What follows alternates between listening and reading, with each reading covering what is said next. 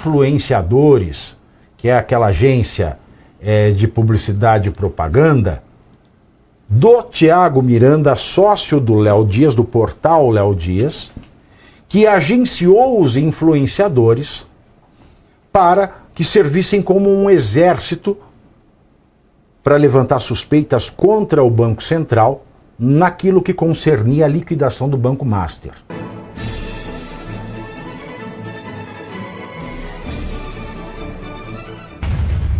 Da Genial Quest, para vocês verem que o dia hoje já não começou bem. O dia hoje, para a candidatura da direita viável, que é, ou era, ou ainda é, não sei, nós vamos parar para pensar conjuntamente. A candidatura viável da direita já começou o dia com uma notícia ruim. A pesquisa da Genial Quest, que foi divulgada na manhã de hoje, mostrou que o presidente Lula tinha voltado a aparecer numericamente à frente do senador Flávio Bolsonaro na simulação de segundo turno da disputa presidencial. O petista registra 42% das intenções de voto, enquanto o filho do ex-presidente Jair Bolsonaro aparece com 41% de votos.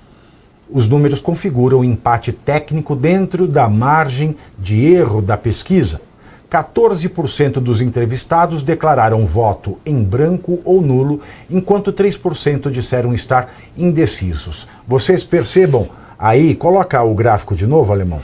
Percebam que as pesquisas da Genial Quest, elas iam apontando a queda de Lula e a ascensão do candidato Flávio Bolsonaro, do pré-candidato, presidenciável, portanto, Flávio Bolsonaro, que na última rodada aparecia, embora em empate técnico com Lula, 2 pontos percentuais à frente de Lula. O que aconteceu nessa rodada foi que Flávio Bolsonaro perdeu 1 ponto percentual e Lula ganhou 2 pontos percentuais. Pela primeira vez ao longo do histórico da pesquisa, Lula sobe e Flávio desce. Porque Flávio só subia e Lula só descia. Sim. E por falar na campanha, na pré-campanha do senador Flávio Bolsonaro, o senador já tinha começado a montar um time profissional para cuidar da comunicação da sua campanha ao Palácio do Planalto.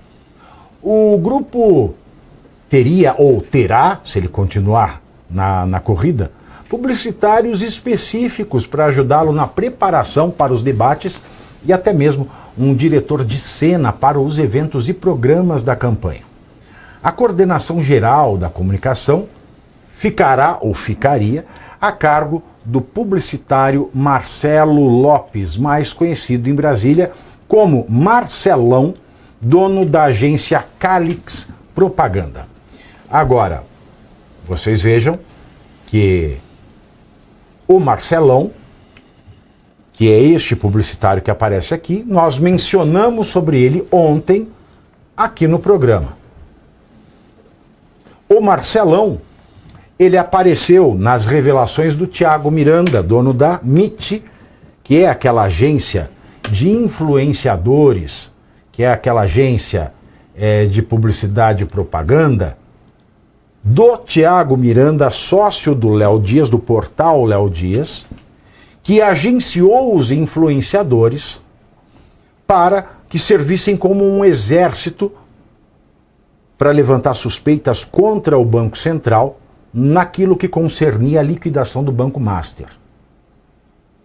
O Tiago Miranda, ele revelou que ele depositou do dinheiro que ele recebeu de Daniel Vorcaro para essa finalidade, R$650 mil na conta do Marcelão.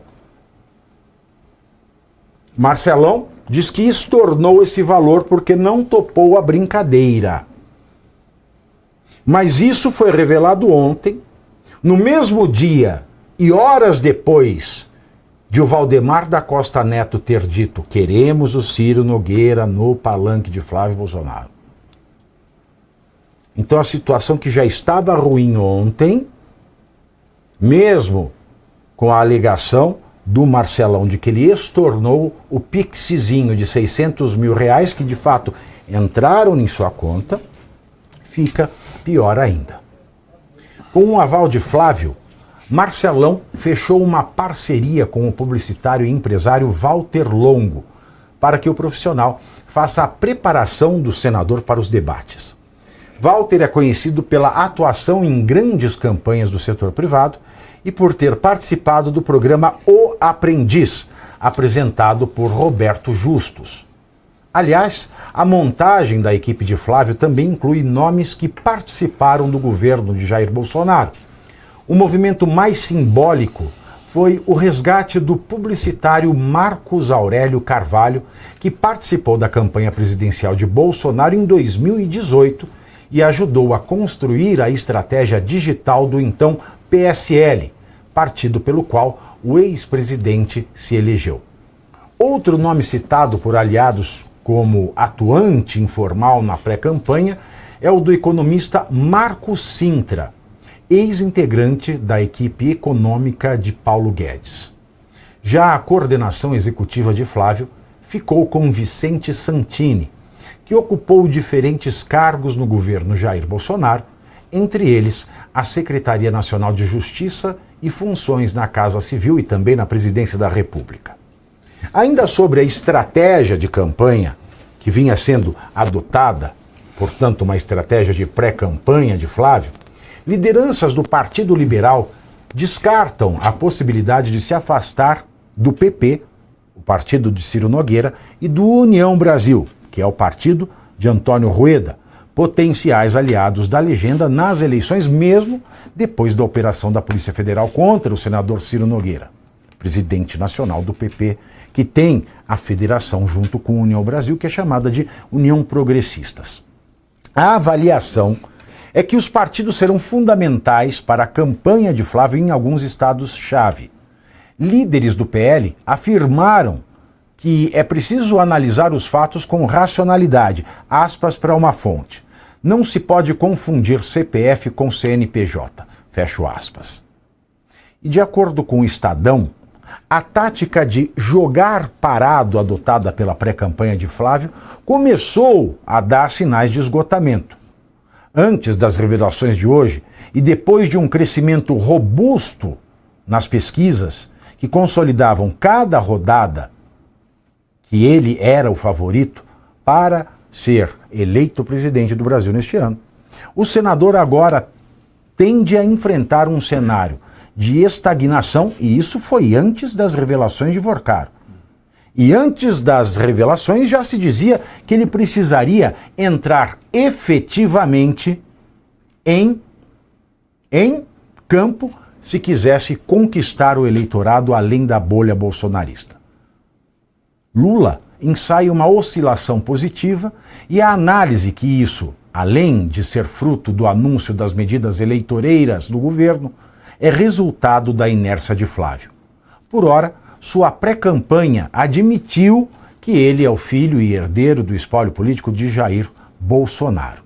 Aliás, Flávio Bolsonaro se mostrava, antes mesmo desta revelação de hoje, próximo demais de pessoas envolvidas com escândalos e potenciais ilícitos.